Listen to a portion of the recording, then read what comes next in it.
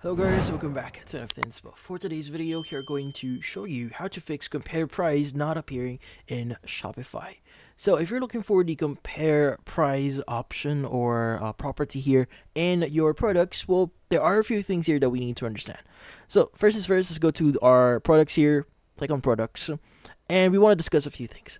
Now, the thing with the compare price option or property here for your products, this actually depends if you have like variations or just a single variant of that file. Now, if you didn't add any variations in that file, like for example, you have this PDF file or sample product here that we have, as you can see, compare at price is going to be next to the pricing section here. But if you have like variations, so just say this product does not have any variations. Let's go to our products here. Go to our sample shirt here, and as you can see, there's different variations of this product here. But you only have the pricing section here, which in this case might not be what you're looking for. Again, we're looking for the compare price property. Now, in order for you to access that, you need to edit the variance itself.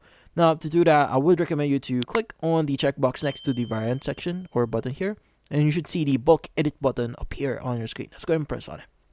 Now, it should redirect you to this formatting here, which should give you the option to edit different details in a Excel format, which is going to be really helpful later on, especially if you have like a lot of products.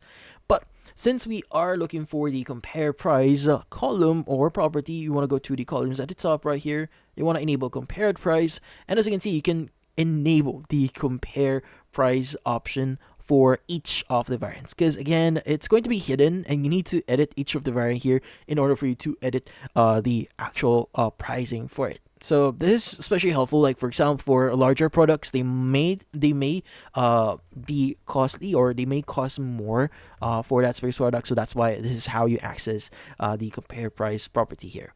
But yeah, so in this case, that's about it. So hopefully this video was able to help you like and subscribe to NFT Inspo. Thank you for watching.